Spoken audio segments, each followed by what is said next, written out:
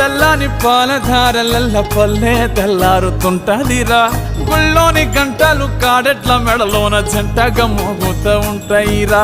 నాగలి పూజన పెట్టుకుంటే దోస్తులు చెయ్యేసినట్టేరా కొట్టు గోదా పక్కన ఉంటే కొండంత బలగం ఉన్నట్టురా చల్లగాలి మోసుకొచ్చేరా సేను శిలకల ముచ్చట్లు